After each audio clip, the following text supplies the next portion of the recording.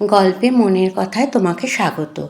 আজকের নিবেদন স্বনামধন্যা লেখিকা আশাপূর্ণা দেবীর লেখা একটা ছোট বাংলা গল্প। গল্পের নাম অ্যাক্সিডেন্ট। ব্যাস, নিতে যা দেরি, ঘণ্টা কয়েকের মধ্যেই খতম। পুতুলের পুতুল জন্ম শেষ হলো। সকাল থেকে হঠাৎ দেখতে পাওয়া অবধি ওই পুতুলটার জন্য বায়না নিয়েছিল ফুলটুসি। না নেওয়া অবধি সে বায়না থামায়নি। অনেক প্রলোভন দেখিয়েছিলেন সরস্বতী, দিয়েছিলেন অনেক প্রতিশ্রুতি। রবিবার ফুলটুসির দাদুকে দিয়ে ওই পচা পুরনো বিচ্ছিরি পুতুলটার বদলে হাজার হাজার গুণ ভালো পুতুল কিনে দেবেন, এ আশ্বাস বারবার শুনিয়েছিলেন। কিন্তু না, কোনো ফল হয়নি তাতে। ছেলে ভোলানো কথায় ভুলবে, ফুলটুসি এমন পাত্রী নয়। যুদ্ধোত্তর যুগের মেয়েও সম্পূর্ণ বাস্তববাদী। ওর মতে নগদ যা পাও হাত পেতে নাও, বাকি খাতা শূন্য থাক। তাছাড়া তার নিজের হাতের আবদাররূপ অমোঘ আগ্নেয়াস্ত্রের দুর্বার শক্তি সম্বন্ধে পুরোপুরি সচেতন সে। মনে জানে রবিবার এলে সেই হাজার হাজার গুণ ভালো পুতুলটাও করায়ত্ত করা হয়তো অসম্ভব হবে না, যদি সে ব্রহ্মাস্ত্র ব্যবহার করা যায়। তবে এখন এটা ছাড়া কেন? তাছাড়া বলতে গেলে পুতুলটা ওর নিজের আবিষ্কার, সেই হিসেবে ওর দাবি রয়েছে। যতবার মামার বাড়ি এসেছে ফুলটুসি, দেখেছে দিদিমার খাটের তলায় একটা পাতলা লম্বা ধরনের বাক্স আছে, ভিতর দিকে ঠেলা। ধূলি ধূসরিত বিবর্ণ সেই বাক্সটাকে দেখে খুব একটা লোভনীয় মনে হওয়ার কোনো কারণ নেই। তবু ফুলটুসি যতবার আসে দেখা যায় যেন ওইটার ওপরই প্রাণ পড়ে আছে ওর। দিদিমা, ওই বাক্সটা বার করো। শুনে সরস্বতী তখন ভয়ে পাথর হয়ে গেছেন। এইভাবে বলেন, ওই বাক্সটা বার করব? বলিস কি রে, মুখে আনিসনি অমন কথা। বাবা, শুনেই আমার ভয় করছে। কেন ভয় করবে কেন? ফুলটুসি জেরা করেছে। এত বড় মেয়ের আবার ভয় করে নাকি? করে না বলিস কি? ওর মধ্যে কি আছে জানিস না তো? কি আছে? পান্তভূতের জ্যান্ত ছানা। একটু থতমত খেয়ে গেছে ফুলটুসি। অবিশ্বাস আর বিশ্বাসের মাঝামাঝি অবস্থা, তবু তখনকার মতো নিবৃত্ত করা গেছে তাকে। ফুলটুসির অসাক্ষাতে একসময় বাক্সটাকে আরও একটু ভিতরে ঠেলে রেখেছেন সরস্বতী, যদি চোখের আড়ালে গেলে মনের আড়ালে চলে যায়। কিন্তু না, তা যায়নি। ফুলটুসির চিত্তজগৎ থেকে নাড়াতে পারেনি সেই বাক্সটাকে। ফুলটুসি তেমন হালকা মেয়ে নয়। ওই ধূলিধূসর আবরণের মধ্যে কি অনন্ত রহস্য লুকানো আছে তা না দেখেও শান্তি কোথায়? বড়রা যা বলে তাতে ঠিক বিশ্বাস করা শক্ত, কারণ ফুলটুসি তার 4টি বছরের অভিজ্ঞতায় দেখেছে সত্যি কথা কদাচই বলে বড়রা। তাছাড়া পান্তভূতের জ্যান্ত ছানাই যদি হবে, কেন থাকবে না তার নরণচরণ ক্ষমতা? কাজেই একদিন ফুলটুসি মরিয়া হয়ে লেগে গেল রহস্য উদ্ঘাটনে। সকলের অগোচরে খাটের তলায় ঢুকে উবুর হয়ে পড়ে আস্তে আস্তে সেই অসীম রহস্যের অবগুণ্ঠন উন্মোচন করে দেখে ফেলল কি আছে তাতে। ডালা তোলার সময় যে তার বুক থরথর করেছে, হাত পা কেঁপেছে আর ঘন ঘন নিঃশ্বাস পড়েছে, এ বিষয়ে কোনো সন্দেহ নেই। কিন্তু পরক্ষণেই সে তার সেই বিখ্যাত কণ্ঠে চিৎকার করে বলে উঠল, দিদা, মিথ্যুক, বদমাইশ, পুতুল লুকিয়ে রেখে ভূত বলেছে। আমি নেব, আমি পুতুল নেব, আমি পেয়েছি। ওর চিৎকারে আকৃষ্ট হয়ে ফুলটুসির মা ছুটে এলেন সরস্বতী, আর ঘরে এসে দেখলেন খাটের তলা থেকে বেরিয়ে আসা দুখানি ছোট্ট ছোট্ট পা, বিশুদ্ধ বাংলায় যাকে বলে দাপাদাপি, তাই করছে। আর খাটের তলা থেকে এক সানুনাসিক চিৎকারে ধ্বনিত হচ্ছে, আমি পুতুল নেব, ওই বড় মেম পুতুলটা নেব, আমি পেয়েছি। ফুলটুসির মা বলে, নিবি তো নিবি, আগে আয়, মাথা ঠুকে মরবি যে। পুতুলটা সম্বন্ধে তার নিজেরও বাল্যকালে কিছু দুর্বলতা ছিল, কিন্তু তার চেয়ে অনেক বেশি দুর্বলতা দেখেছে সরস্বতীরই। তাই কখনো সাহস করে খেলতে চায়নি। কিন্তু এখনকার কথা স্বতন্ত্র। এ হলো নাতনির আবদার। মনে মনে সে স্থির নিশ্চিত যে সরস্বতী ওটার সত্ত্ব ত্যাগ করবেন এতদিনে। মুখে মাথায় ঝুল, নাকে আগায় ধুলো, ফুলটুসি বেরিয়ে এলো বাক্সটা টানতে টানতে এবং আর একবার তারস্বরে ঘোষণা করল, দিদা মিথ্যুক, নিজে খেলবে বলে লুকিয়ে রেখেছে, এত বড় ধাড়ি মেয়ে পুতুল খেলবে। সরস্বতী অবাক ভঙ্গিতে গালে হাত দিয়ে বললেন, ও মা, কি কাণ্ড, ভূতটা পুতুল হয়ে গেছে আর ফুলটুসি ভূত হয়ে গেছে। ফুলটুসি ভূত? চমকে বললে সে, কই? দেখগে যা আসিতে। ও ধুলো, যাকগে। ফ্রকের কোণটা তুলে নাক ঘষতে ঘষতে ফুলটুসি আশ্বস্তভাবে বলে, মেম পুতুলটা আমার মেয়ে। সরস্বতীর মুখ শুকোলো। যে বেয়ারা আবদারে মেয়ে, দেখা যাচ্ছে না নিয়ে ছাড়বে না, কিন্তু নিলে কি আর রাখবে? অথচ পুতুলটার ওপর আজও যে কি অদ্ভুত দুর্বলতা আছে তার। অতএব প্রথমটা চলল প্রবোধ পর্ব। পুতুলটা যে কত বিচ্ছিরি, পুরনো, ধুলো মাখা, সে বিষয়ে নাতনিকে সচেতন করে দিতে যথেষ্ট চেষ্টা করলেন সরস্বতী। তাতে কাজ না হয় শুরু হলো প্রতিশ্রুতি পর্ব। কিন্তু না, কিছুতেই কিছু না। ফুলটুসি ভবির দ্বিতীয় সংস্করণ। সে শুধু এক নাগাড়ে ঘোষণা করছে, আমি পুতুল নেব, আমি বড় মেম পুতুল নেব, আমি পেয়েছি। কতক্ষণ আর যুঝতে পারা যায় দিদিমা হয়ে নাতনির সঙ্গে? যুদ্ধের উপলক্ষটা যখন এমন হাস্যস্কর। ওদিকে নিজের মেয়ের মুখের ভাব ক্রমশ কঠিন হয়ে আসছে। এ সরস্বতীর চোখ এড়ায়নি। আর কতক্ষণ সে ক্ষমা করবে 40 উত্তীর্ণা জননীর শৈশবের স্মৃতির প্রতি এই শৈশবোচিত আসক্তিকে? তবু সরস্বতী আপাতরক্ষা হিসেবে বলেছিলেন, আচ্ছা নিও, আগে ওর ধুলো ঝেড়ে দিই। এবং কি ভেবে কে জানে এ প্রস্তাবে রাজি হয়ে গিয়েছিল ফুলটুসি। একবার শুধু দিদিমাকে সত্যে বন্দি করিয়ে নিয়ে, লুকিয়ে রাখবে না তো আবার দেবে। না রে বাপু, দেখ না, ওকে নতুন জামা পরিয়ে দেব। কখন? এই যখন তোর দাদু আপিসে চলে যাবেন আর মামাবাবু কলেজে যাবে, সেই তখন। আচ্ছা, তথাস্তু। সেই তখন মধ্যাহ্নের সেই স্তব্ধ নির্জনতায় যখন ফুলটুসিকে ওর মা মেরে ধরে ঘুম পাড়িয়েছে, সত্যি পুতুলটা নিয়ে বসেছিলেন সরস্বতী। নিয়ে বসেছিলেন সূচ, সুতো, কাঁচি, লেন্স আর সাটিনের টুকরো ছাঁট। বহুদিনের জীর্ণ মলিন রং জ্বলে যাওয়া ছিটের ফ্রকটার বন্ধন থেকে মুক্তি দিয়ে পুতুলটাকে দিলেন নতুন রূপসজ্জা। আশ্চর্য, ভোলেননি এখনো। এই ছেলে মানুষই কাজ। দিব্যি চটপট তৈরি করে ফেললেন পুতুল জনচিত শৌখিন ফ্রকটি, লেস আর সাটিনের সমন্বয়ে। টুপিটা পর্যন্ত বদলে দিলেন। দেখলে আর সহসা পুরনো জিনিস বলে মনে হচ্ছে না।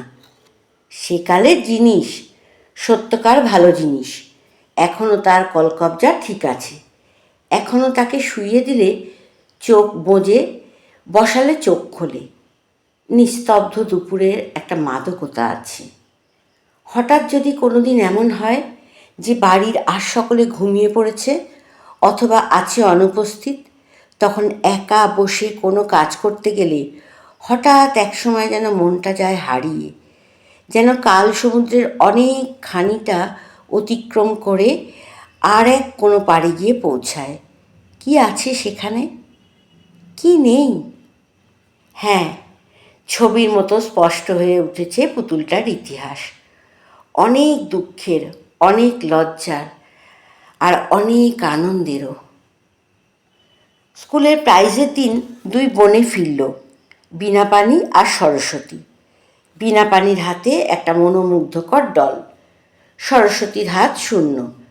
সরস্বতী প্রাইজ পায়নি, সে ফেল হয়েছে। দিদির সগৌরবে গৌরবান্বিত হওয়ার জন্য মনে মনে অনেক চেষ্টা করেছিল সরস্বতী। দিদি শুধু একটিবার তার পুতুলটাতে হাত দিতে দিলেই ধন্য হয়ে যাবে, এই ছিল বাসনা। কিন্তু কি অদ্ভুত নিষ্ঠুরতাই করেছিল সেদিন দিদি। সরস্বতী যেই একবার হাত ঠেকিয়েছে, বীণাপানি বাঘিনীর মতো তার ওপর ঝাঁপিয়ে পড়ে পুতুলটাকে ছিনিয়ে নিয়ে বিদ্রূপের ভঙ্গিতে বলে উঠল, নিজে প্রাইজ পায়নি, আবার পরের জিনিসে হাত, ফেল হয়ে বাড়ি যায়, ব্যাঙ পুড়িয়ে ভাত খায়, লজ্জা নেই বেহায়া। ব্যাস, সঙ্গে সঙ্গে বাড়ি শুদ্ধ সকলেই যেন এক সুরে গান গেয়ে উঠল, লজ্জা নেই, লজ্জা নেই, ফেল হয়েও লজ্জা নেই। সরস্বতীর যে মাত্র 8 বছর বয়স, সে কথা যেন ভুলেই গেল সকলে। মা, বাবা, বড়দা, ছোটদা কে নয়।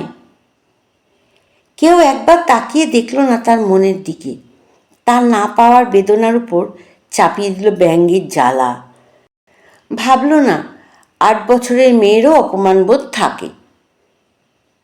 পরে ভেবে দেখেছেন সরস্বতী, সবটাই হয়তো তাদের ইচ্ছাকৃত নিষ্ঠুরতা নয়, নয় মমতার অভাব, অভাব হচ্ছে বোধের। সে যুগে ছোট ছেলে মেয়েদের মানুষ বলে ধর্তব্য করার রীতি ছিল না, এ কথা ভাববার অভ্যাসও ছিল না। তাদেরও মন আছে, যদিও নিতান্ত নাবালকের কাছ থেকেও আশা করা হতো নম্রতার, বাধ্যতার, কর্তব্যবোধের। আশা করা হতো তাদের কাছ থেকে লজ্জা, শরম আর জ্ঞানের। যাক, এ যুগ তার শোধ দিচ্ছে। সরস্বতীর কঠিন পণ সে কিছুতেই কাঁদবে না, আর তার অভিভাবক মণ্ডলীরও বোধ করি দ্বিগুণ পণ তাকে কাঁদিয়েই ছাড়বেন। যাও, সমস্ত দিন খেলে বেড়াও গে, বই খাতায় হাত নেই, খালি খেলা আর খেলা। নাও এখন গোল্লা খাও, বললেন বড়দা। সেই কথারই জোর টেনে ছোটদা, আহা, বলতে পারছো না বড়দা, অনেক দিন রসগোল্লা খাইনি, তাই স্কুলে দিদিমণির কাছে গোল্লা খাওয়ার জন্য আর্জি করেছিল। বরং তিরস্কার সহ্য হয়, হয়তো সহ্য হয় না ব্যঙ্গ। কিন্তু সেইতেই তাদের যত স্ফূর্তি। ছোট ছেলেরা পাখির পায়ে দড়ি বেঁধে দিয়ে অথবা কুকুরের গায়ে ঢিল ছুঁড়ে যে স্ফূর্তি পায়, বোধ করি সেই জাতের স্ফূর্তি। হয়তো অত্যাচারেরও একটা নেশা আছে, করতে করতে বেড়ে যায়। একজন অত্যাচার করছে দেখলে করতে ইচ্ছা করে। ফেল করার জন্য ধিক্কার দিয়ে দিয়ে আর তার সরস্বতী নামের প্রতি কটাক্ষপাত করে করে শেষ অবধি তাকে কাঁদানো হলো। তবু আর সকলের তো একসময় শেষ হলো, কিন্তু ছোটদার যেন আর শেষ হতে চায় না। তার রায় অনুযায়ী সরস্বতীকে নিজের গালে চড় মারতে হলো, নিজের কান নিজে মলতে হলো, মেপে 3 হাত নাকে খত দিতে হলো এবং 1 ঘন্টা ধরে এক পায়ে খাড়া হয়ে থাকতে হলো। ছোটদাকে তখন পিশাচ ছাড়া আর কিছুই ভাবতে পারেনি সরস্বতী। কিন্তু কিছু পরের ঘটনার মোড় বদলে গিয়েছিল। কেঁদে কেঁদে না খেয়ে ঘুমিয়ে পড়া সরস্বতীর পরদিন সকালে উঠে সেই ছোটদাকেই দেবতা মনে হয়েছিল। কিন্তু সে দেবতার আসন কি একেবারে নিশ্চিহ্ন হয়ে গেছে? সেখানে নেই কোনো প্রত্যাশা? না, কথাটা এখন উচ্চারণ করাও হাস্যস্কর। শালা ভগ্নিপতির তুচ্ছ বচসাকে অবলম্বন করে বহুদিন থেকে মুখ দেখাদেখি বন্ধ হয়ে গেছে ভাই বোনের মধ্যে। কিন্তু সে ছিল অন্যরকম দিন, সরস্বতীর জীবনের সেই এক স্মরণীয় দিন। জীবনে কি সেই আনন্দ আর এসেছে? জীবনে তেমন অনুভূতি কবার আসে? হ্যাঁ, সেদিন মাঝরাতে যখন খিদের জ্বালায় ঘুমটা ভেঙে গেছে, মনে হলো সারা শরীরটা যেন একটা অদ্ভুত রকমের হালকা হয়ে গেছে। সন্ধ্যার ঘটনাটা কিছুই স্মরণ হচ্ছে না, শুধু অস্পষ্টভাবে মনে পড়ছে কখন কি যেন একটা ঘটেছিল। হাত সরাতে হাতের কাছে কিসের যেন একটা স্পর্শ পেয়ে ধর্মর করে উঠে বসল সরস্বতী। এ কি, দিদির পুতুলটা সরস্বতীর বিছানায়! এ কি অবাক ব্যাপার! খানিকটা দূরে দিদি ঘুমোচ্ছে অকাতরে। কখন রাখলো এখানে? মা মা জেগেই ছিলেন, বললেন, কিরে, খাবি কিছু? মার কণ্ঠে একটু মমতার সুর, যেমন সুর দিনের বেলায় সচরাচর শোনা যায় না। জল খাবো। মা শুধুই জল দিলেন না, তার সঙ্গে কি যেন খাবারও দিলেন।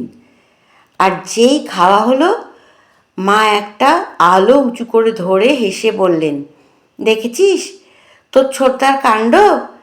শাস্তি দিয়ে মন কেমন করেছে, তাই নিজের জমানো পয়সা দিয়ে পুতুল কিনে এনে লুকিয়ে তোর বিছানায় রেখে গেছে। বিনা প্রাইজের পুতুলের চেয়ে এটা আরও অনেক ভালো, আরও অনেক বড়, দেখেছিস? ও মা, ও মা, ও কি, কি হলো? কান্নার কি হলো? আর কি হলো? মানুষের হৃদয়হীনতার পরিচয়ে যতটা জানা হয়েছিল, হলো মানুষের হৃদয় মাহাত্ম্যের পরিচয় পেয়ে। ছোটদা, সেই ছোটদা, যে ছোটদাকে পিশাচ নামে অভিহিত করতে করতে ঘুমিয়েছিল সরস্বতী। অনেক দিনের অনেক চেষ্টার ফসল, তিল তিল করে জমানো সঞ্চয়টুকু ক্ষয় করে সরস্বতীর জন্য পুতুল কিনে এনেছে ছোটদা। এতেও যদি ডুকরে কেঁদে না উঠবে, তবে আর কাঁদবে কিসে? এই সেই পুতুল। সকালে উঠেই পুতুলটাকে বুকে চেপে কৃতজ্ঞতায় বিগলিত চিত্ত নিয়ে ছুটে গিয়েছিল ছোটদার কাছে। ছোটদা, তুমি আমার জন্য পুতুলটা এনে রেখেছিলে? আমি? ছোটদা হেসে হেসে বলেছিল, আমার তো আর খেয়ে দিয়ে কাজ নেই, তাই তোর জন্য পুতুল এনে রাখবো। যাক, সরস্বতী এত বোকা মেয়ে নয় যে এই স্বীকৃতিকে সত্যি বলে বিশ্বাস করবে। অতএব হৃদয় রাজ্যে পূজার বেদি পাকা হয়ে গেল। তারপর থেকে সরস্বতী যা হয়ে উঠল, তার জন্য ওর নতুন নামকরণ হলো পৌত্তলিক। সরস্বতী আছে, পুতুল নেই এমন দেখা যায় না। পুতুলটাই যেন তার ধ্যান, জ্ঞান, পুজো, জপ। তাকে সাজাচ্ছে, গোছাচ্ছে, শোয়াচ্ছে, বসাচ্ছে, কিছু না হোক শুধু বিভোর হয়ে দেখছে সামনে বসে থেকে। খেটে খুঁটে পাশ করে বিনা যা পেল, সরস্বতী ফাঁকি দিয়ে তার চাইতেও ভালো জিনিস লাভ করলো বলে বিনা পানির আর গাত্রদাহের অবধি ছিল না। সরস্বতীকে বহুবার বহু প্রলোভন দেখিয়ে বদলে নেওয়ার প্রস্তাব করতেও ছাড়েনি সে, কিন্তু পেরে ওঠেনি। কিছুতেই পারেনি তাকে নরম করতে। পুতুলটা যে সরস্বতীর প্রাণ। ছোট সরস্বতী বড় হয়েছে, বিয়ে হয়ে অন্য পরিবারভুক্ত হয়ে গিয়েছে। দিনে দিনে ক্রমে ক্রমে পেয়েছে এখানকার গৃহিণী মূর্তিতে প্রমোশন। তবু তার সেই প্রাণের পুতুলটি ভেসে যায়নি কালের স্রোতে, নিশ্চিহ্ন হয়ে যায়নি সময়ের ঝড়ে, শুধু আচ্ছন্ন হয়ে রয়েছিল বিস্মৃতির ধুলোর তলায়। আজ আবার সে ধুলো ঝেড়ে তাকে নতুন সাজে সাজালেন সরস্বতী। তারপর নিতান্ত নিরুপায় চিত্তেই ফুলটুসির হাতে তুলে দিয়ে বললেন, দেখো, যেন ভেঙে ফেলো না, জানো তো এটা আমার ছোটবেলার জিনিস। সেটা বোধহয় ঘন্টা 2-3 কথা। আর এখন কি কাজে রান্নাঘর থেকে বেরিয়ে দোতলায় এসে দেখলেন পুতুলের পুতুল জন্ম শেষ হয়ে গেছে। স্তম্ভিত বিস্ময়ে মিনিটখানেক শুধু তাকিয়ে থাকলেন সরস্বতী। এত শিগগির! কিন্তু এ কি বিধ্বস্ত মূর্তি! এটা কি করে হলো? পড়ে ভেঙে যাওয়া নয়, মনে হচ্ছে কে যেন ইচ্ছে করে পিষে গুঁড়িয়ে ফেলেছে। ছোটদার দেওয়া পুতুল, সকলের চোখের আড়ালে লুকিয়ে রাখা সরস্বতীর একটুখানি শৈশব। মেয়ে মাকে অমন বিদ্যুতাহতের মতো দাঁড়িয়ে থাকতে দেখে ঘটনাস্থলে উঁকি মারল এবং বোধ করি নিতান্তই চক্ষুলজ্জার খাতিরে নিজের মেয়ের উদ্দেশ্যে হাঁক পারল, ফুলটুসি, এ কি হয়েছে? এক্ষুনি ভাঙলি পুতুলটাকে? বাবা বাবা, কি দস্যি মেয়ে! নেবার জন্য এত অস্থিরপনা, নিলি আর শেষ করলি? এক দণ্ডে এমন গুঁড়ো করলি কি করে শুনি? ফুলটুসি তখন অন্য খেলায় ব্যাপৃত, সেখান থেকেই অগ্রাহ্য ভরে উত্তর দিল, বাহ, ওর ওপর দিয়ে যে মোটর গাড়ি চলে গেছে, ওকে নিয়ে অ্যাক্সিডেন্ট খেলছিলাম কি না। অ্যাক্সিডেন্ট?